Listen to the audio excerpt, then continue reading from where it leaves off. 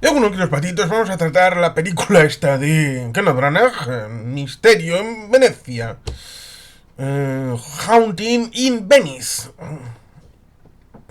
Que, como he visto, recientemente alguien lo confundió con Hunting, con caza.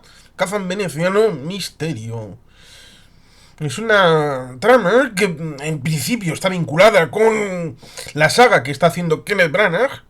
No sé si está compitiendo o no con Ryan Johnson, con su Puñales por la espalda, que, bueno, había hecho dos películas y hasta el momento había hecho dos también Kenneth Branagh. Aquella de Misterio en el Orient Express y Muerte en el Nilo. Y la de Las capas de la cebolla era la segunda de Ryan Johnson. Salió en 2023 esta. Estuve tentado de ir al cine, pero creo que hice bien. No me siento arrepentido de no haber ido al cine. Es una historia con cierto clasicismo, como aquellas que pudiera haber después de la guerra en Venecia. Estoy pensando en tiempos de realismo italiano, pero no. No, es la humedad de Venecia, los canales. Aún recuerdo cuando estuve por allí y el gondolero traicionero nos prometió una hora y nos dio 45 minutos. ¿Dónde está mi cuarto de hora? Eh, es una historia que dura una hora 45 minutos. En aquella época se hacían películas, en los años 50, 60, películas de este tipo, con un corte de entre 90 a 100 minutos. ¿eh? Mm, Raro era que llegara a las 2 horas.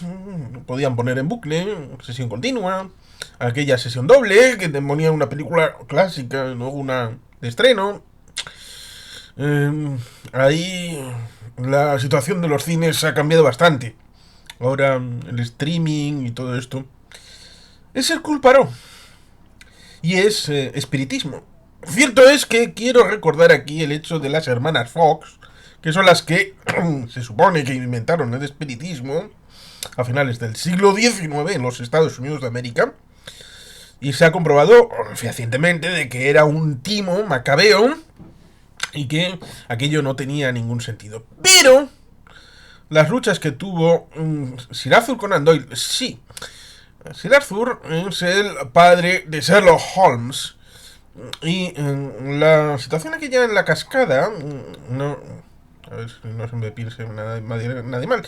La caída de agua, con el fallecimiento del personaje, era intencional porque a Sir Arthur le tocaba la fava muchísimo. El personaje que era todo lo contrario a él. Y él estaba bastante abierto al espiritismo. Y luego su amigo Houdini, que hacía precisamente uncover, descubrimiento, debunking de todas estas cosas. Es que la mamá de Houdini jamás habló inglés y en una sesión de espiritismo hablaba inglés perfectamente. Y se expresaba de una manera curiosa porque era judía de origen. Y, bueno, pues se expresó como si fuera una cristiana de toda la vida, devota. Nunca sabe. Y además, los espíritus cuando se manifiestan tienen en buena medida la situación de los lugares comunes. Y el éxito devino en buena medida tras la Primera Guerra Mundial. Que eso es lo que en principio no me encaja. Porque, claro, por un lado se quiere un Hercule Poirot retirado.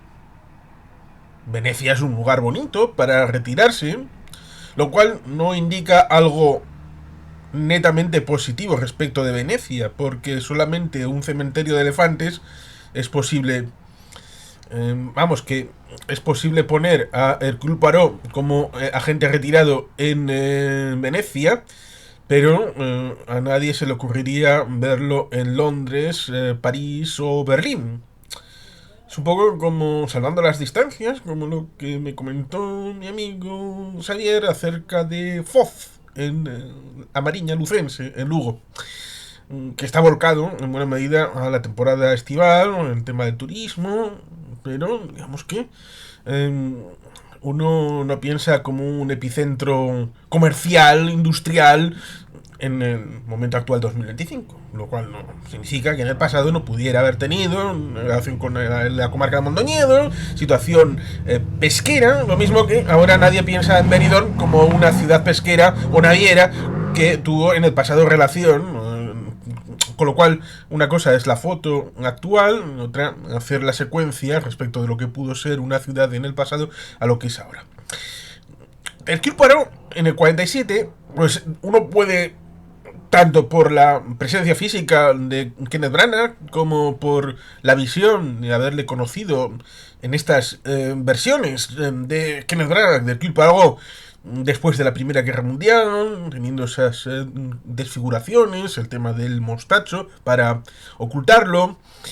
Uno puede entender que ha pasado un montón de años, que ya está entre 50 largos, un camino de los 60 años de edad, y que, bueno, pues ha tenido una carrera prolífica como investigador, ha estado con muchos casos y está ya que no, que ha visto demasiado. Ha visto supuestamente una película, ha visto Primera Guerra Mundial, ha tenido tiempo de ver la Segunda, pero en buena medida esa situación distorsiona respecto del hecho del espiritismo, que tuvo éxito en los años 20, precisamente por toda esa enorme masa, mucha más que la segunda, porque en la segunda el grueso de los muertos estaría en frente oriental y estaría en el continente, en el ámbito de China.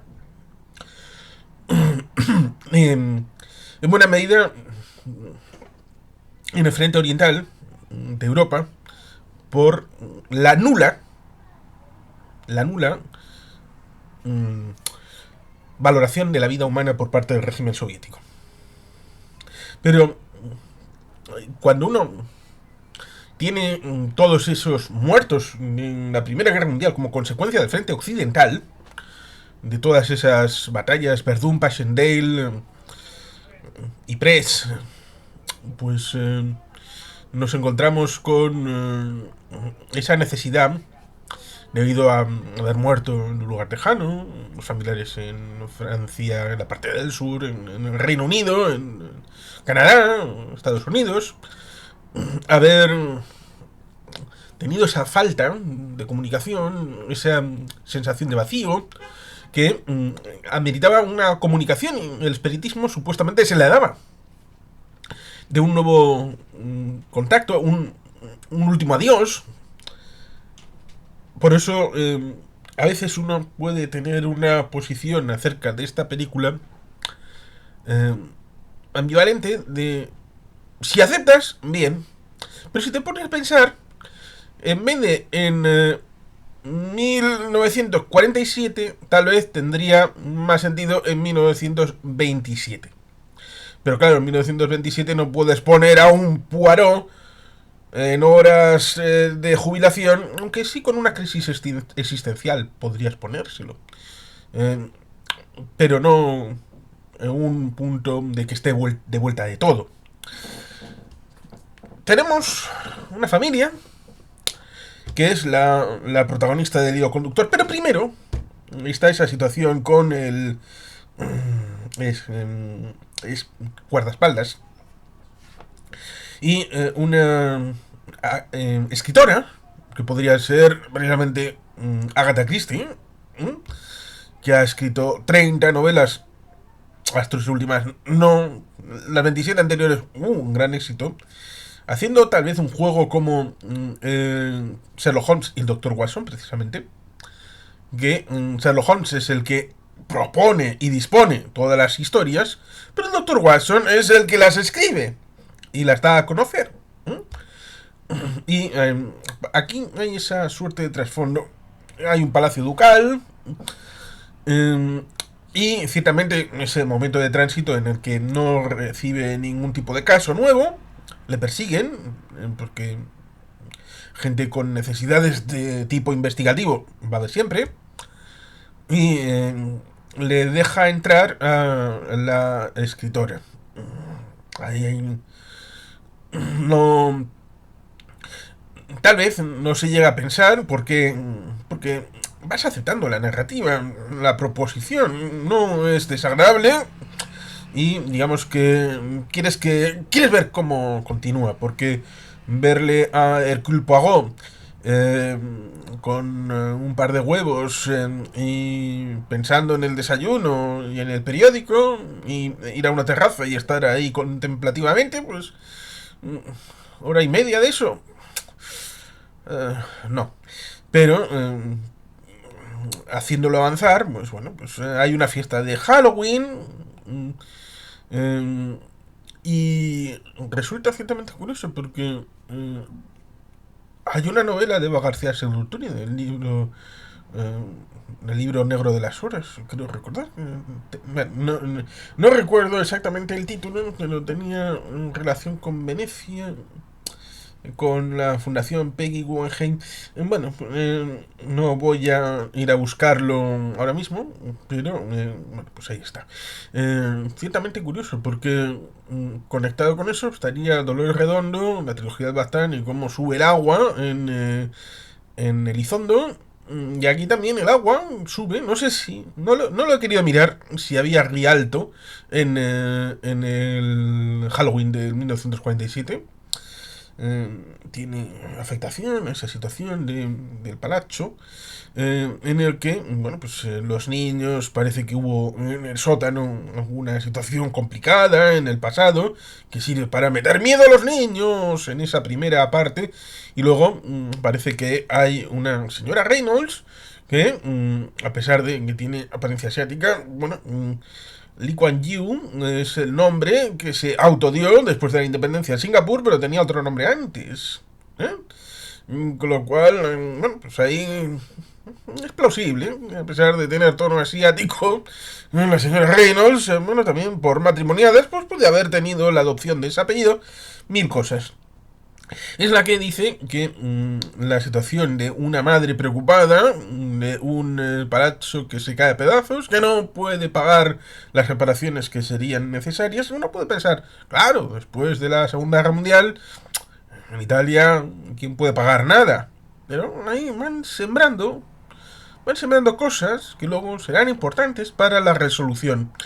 Cierto es que me parecía una película cuando se iba avanzando, bastante normalita, cierto, oscura, pero quizá no tanto por la trama, sino por el entorno. La iluminación estaba bastante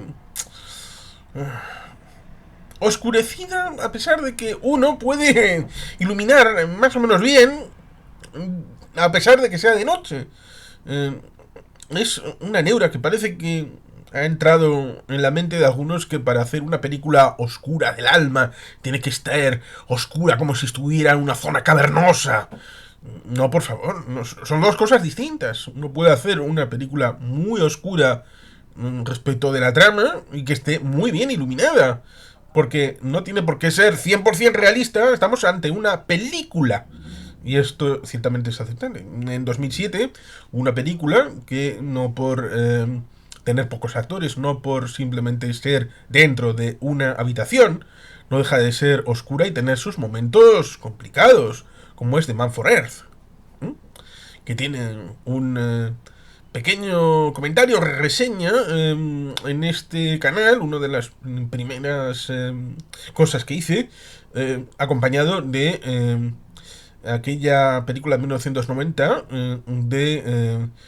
Mind Walk, una película también en buena medida actoral, de guión, que es una parte importante. Aquí no adolece de falta de guión, lo cual está bien. Está basado en un libro de Agatha Christie, por supuesto, y tiene un asunto en beneficio, muy en beneficio. Y es que de las tres grandes películas que yo considero, dejando de lado el tema de Divi Sachet, que es un portento, hizo una enormidad de traslaciones audiovisuales en televisión, respecto de todos los episodios de Hercule Poirot, desde su comienzo en su carrera hasta el último caso, prácticamente antes de la jubilación y el fallecimiento.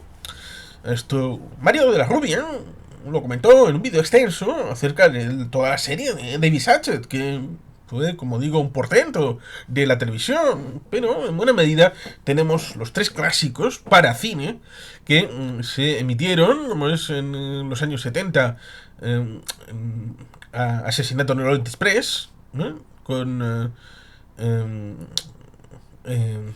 Albert Finney como Hercule Poirot.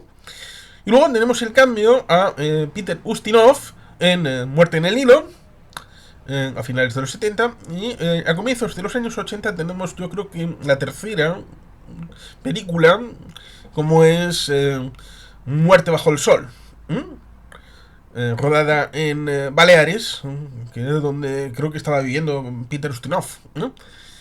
Y ciertamente creo que en buena medida está por debajo de las 3. Si tengo dudas respecto de verme una de estas 4, yo esta de Misterio en Venecia la pongo la 4. Pero ciertamente, como no he mirado si Peter Ustinov lo hizo.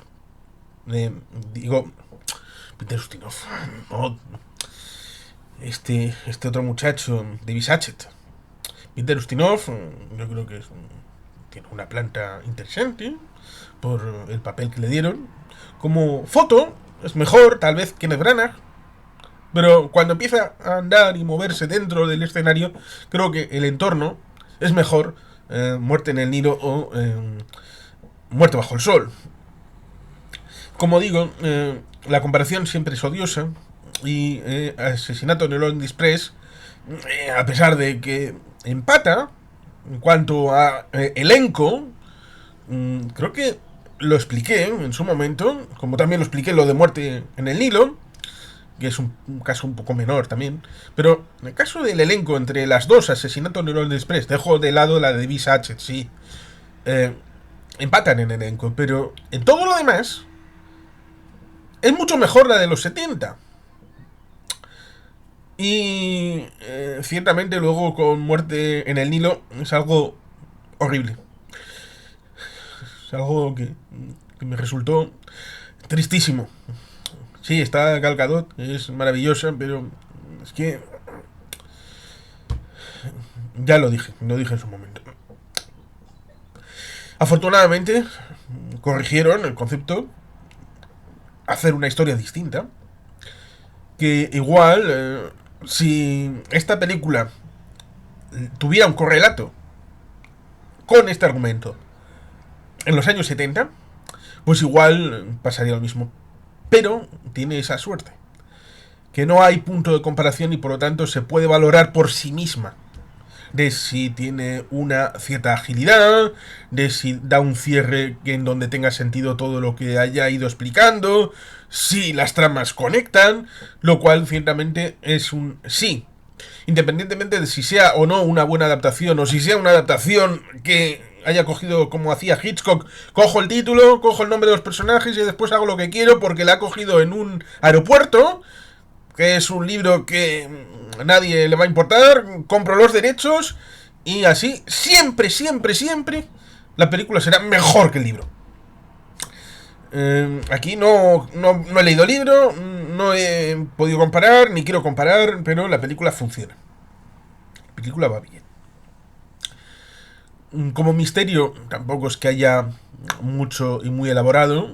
Al final, son tramas cruzadas. Por eso decía, en la visión que uno tiene respecto de el encaje de las posiciones en las 3 clásicas que dije, Asesinato en el Orient Express, Muerte en el Nilo y Muerte bajo el sol, yo creo que tiene más chicha.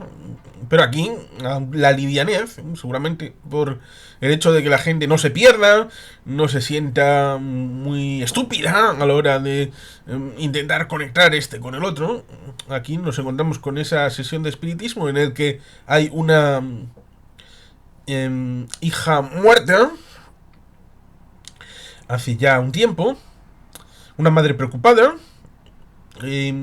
tratar, en teoría, llegar a ese punto del último adiós, aparentemente.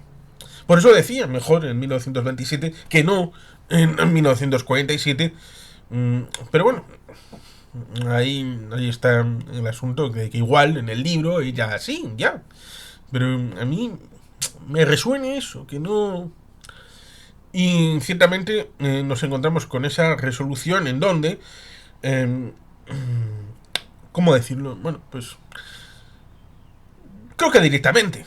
A fin de cuentas, la mamá es la que mató a su hija.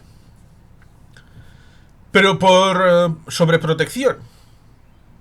Porque tenía un novio que no le gustaba a la mamá y por lo tanto creía que iba a perder a su hija, con la que había hecho una vida en ese palazzo, y por lo tanto la adormilaba. Pero la asistenta, al verla un poco floja, le dio del mismo brebaje que le servía para, en su justa medida, tenerla ahí metida, que era el tema del jardín secreto, del tejado, cambiarlo por una planta que incorporaba abejas que hacían una miel, pero que tenía de contraprestación una droga narcótica que hace que cuando se cae al agua, pues la hija acabe muriéndose. Eh, y se especula con espíritus, con que, bueno, teniendo el palazzo, toda esa situación con los niños, las venganzas supuestas y todo eso, bueno, pues aparece el asunto de Halloween, y la idea tanto de la escritora como del guardaespaldas que le llevan para tratar de aparentemente sacarle de la zona de confort y que vuelva a hacer lo suyo, es decir, investigar crímenes. El culpable se resiste, pero al final acaba aceptando. ¿Dónde estaba parte del intríngulis? En que el guardaespaldas había sido policía y el último caso en el que había participado era en la muerte de esa chiquilla. Y la escritora quería volver a utilizar todo eso, ese caudal, respecto de desenmascarar a la vidente. Recuerdo, por ejemplo, ahí tenemos Psych, ahí tenemos también El Mentalista, también tenemos algún capítulo suelto en alguna serie que hemos visto recientemente. Recientemente me estoy refiriendo a los últimos 15 años de esa sesión de espiritismo. Estoy pensando en Crimen en el Paraíso, en donde había alguien supuestamente moviendo los cacharros, pero en realidad el, el que quería hacer ver todo eso acabó siendo el muerto. El muerto era el que... Pero bueno, eso es de otras series y de otras producciones audiovisuales. El tema es recurrente. Siempre hay ese tipo de capítulos que parecen impepinables en algunas series. El del atraco al banco, el de la sesión de espiritismo, el de la vuelta a ver a los del colegio, la reunión de los 15, 20 o 25 años. Eh, Siempre hay un cliché que en este caso parece estar ligado al tema anglosajónico y que Neverland, a pesar de ser británico, pues esta producción en buena medida está sustentada por valores culturales americanos, como se insinúa respecto de la situación en el 47 en Italia, en Venecia, que la victoria aliada ha puesto encima de la mesa toda esta situación y por eso ciertamente parte de encaje. Quería, dado que estaba complicado el tema, la amiga escritora, pues, si fuera un éxito o fuera un fracaso, poder haber dicho, bueno, pues el Kilo Poirot la pifió, superventas, vuelve Poirot y encima la pifia, o vuelve Poirot y lo hace cojonudo. Da igual, la cosa era tratar de hacer una nueva novela y ya está. La mami pensaba, porque este es un elemento que estaba incorporado, como comentaba, en esa siembra de datos aparentemente inconexa, ¿Por qué no puede pagar el tema de las reparaciones? Porque alguien le ha hecho chantaje. Y ha ido pagando religiosamente, pero en un momento dado, cuando ya no tiene dinero, y dado que el palacio no se puede vender, porque nadie lo quiere, porque está maldito, bueno, pues llama a la gente que cree que es la que está chantajeándola, porque ha sido por carta, y la empieza a liquidar. Una es la propia vidente, porque piensa, me está dando datos muy concretos, que la gente quizá no lo sepa. A ver si va a ser esta la que me estaba chantajeando. Y al final acaba trinchada en mitad de un patio, después de haber intentado liquidar a Hercule Poirot, que le ha puesto su capa y su máscara con la que llega al palazzo, pero luego se da cuenta de que no es y acaba yendo a donde está la señorita esta Reynolds y la acaba eso, trinchada ahí en un interior, y por lo tanto ahí la cosa va un poquito mal. Luego, el desenvolvimiento de las situaciones, hay un padre de un niño, de un repelente niño Vicente, con gafas, que uno puede pensar, este es un mini Poirot aquí, que es diferente, lo vemos, respecto de que no está con los niños, está ahí con las gafas de pasta, está leyendo un libro. Edgar Allan Poe, típico de Halloween, claro que sí. Y bueno, pues le vemos, pero no le vemos. Está. No se le tiene en consideración. Edadismo y todo esto. Pero su padre parece que ha tenido problemas. Se habla del tema de campo de concentración. Fue con el ejército. Hay, si se hubiera puesto en 1927, se podría haber hablado de, el efecto del gas, que tuvo una psicosis muy importante en los años 20, y de la finalización de la guerra, las últimas operaciones. Por poder se podría haber hecho esa fatiga en 1927, pero en 1947 se vincula a la SOA, el Holocausto, los campos de exterminio, etcétera, etcétera. Y tiene problemas, al final se le mete en una habitación y acaba muerto. Eh, pero los tres son asesinatos y los tres son de la misma persona. Y ciertamente, ahí la mano es el hecho de que en realidad quien tenía conocimiento y hacía chantaje era el niño. Porque de sus lecturas profundas ha sabido hacer lectura de la realidad. Y para él era evidente qué había pasado, cómo había pasado. Él lo mascara diciendo de que Reynolds es una farsante, no tiene ni puñetera idea, pero él habla con los muertos. Es sutil la diferencia. Él habla con los muertos. Pero es como Brennan. Brennan también habla con los muertos. A través de los huesos. La ciencia forense. El niño habla con los muertos a través del conocimiento que ha adquirido con sus lecturas. No es que sea un espiritista. Es una diferencia sustancial. Pero ciertamente, a par de los criados que querían ir a Estados Unidos por una película que habían visto que estaba a la mitad y querían ver cómo era, pues él, que ha acumulado un capital con ese chantaje, le dará para poder, bueno, no tendrá padre, será adoptado por otra persona, la mami acabará muerta y el final será que, por un lado, la escritora, pues ya no, bueno, pues parece que no va a poder escribir nada. El guardaespaldas va a seguir siendo el guardaespaldas de alguna manera, o tal vez no. Y por tanto, sin guardaespaldas ya pueden entrar en la casita de Hercule Poirot. Y hay un caso que ya al final pues le está ahí diciendo que ha atendido.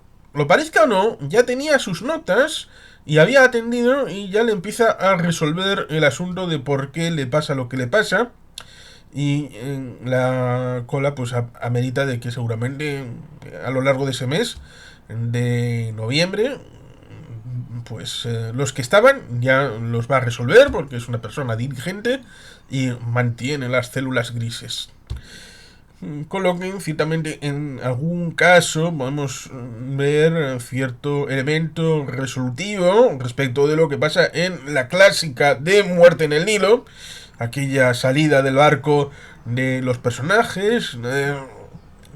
Y bueno, pues ciertamente encaja bien al final, visto en paquete, en bloque, encaja lo que uno puede esperar de una película de Hercule Poirot. Y por lo tanto, cuando uno ve esa evolución, resolución de que el viaje ha merecido la pena para hacer la visión completa de cómo nos ha ido conduciendo a través de lo que se puede ver, pues ciertamente resulta una visión agradable, cosa que no puedo decir, pero de ninguna de las maneras. No, imposible, en Muerte en el Nilo de Kenneth Branagh, no. Y en el caso de Asesinato en el Express se deja ver, sí, la vimos en el cine, no me arrepiento de haber ido, pero digamos que se resiente respecto de la original. No es lo mismo. Es una comparativa en la que seguramente de las tres Asesinato en el Express, como creo que lo dije en su momento, estaría primero la de los 70, luego la de David Satchet y después la de Kenneth Branagh. En ese orden. Y si comparamos Muerte en el Nilo, más o menos lo mismo, pero con una diferencia. Si estaría más o menos cerca, en un rango de 2-3 puntos de diferencia entre la primera y la tercera, Muerte en el Nilo de Kenneth Branagh se va al sótano de los horrores. Aquí, como tenemos un material fresco, con todo lo fresco que se puede decir de una novela de Agatha Christie, la propuesta está bien, se deja ver. No creo que la vea más veces, solamente la he visto una vez para poder comentarla aquí con vosotros. Pero es una propuesta agradable, se deja ver. En caso de tenerla delante, venga, a por ella. Y por tanto, recibe un aprobado por mi parte. Así pues, ahí queda. Parece como que quieren hacer más películas porque parece que ha tenido cierto éxito y le han debido decir a Kenneth Branagh: tú lo que quieras, si quieres seguimos y si no quieres pues lo dejamos aquí.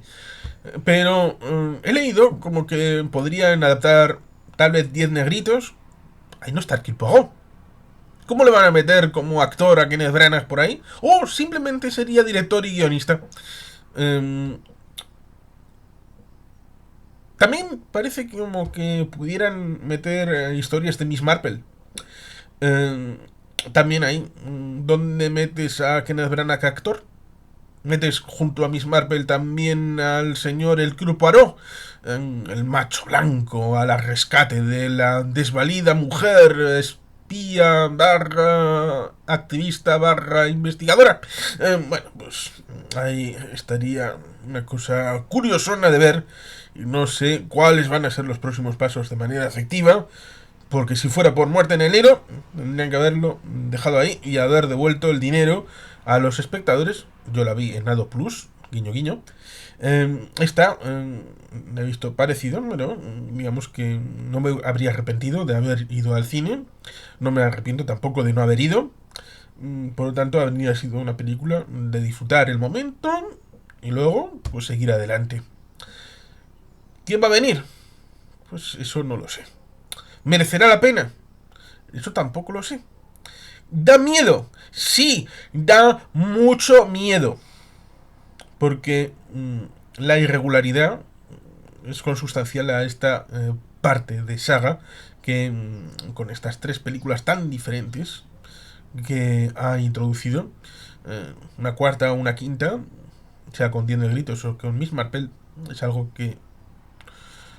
Pero bueno, es su dinero, así que la productora hará lo que considere. Y sin más, queridos patitos, es que ricasco, agur berobat, Betty Gelpian.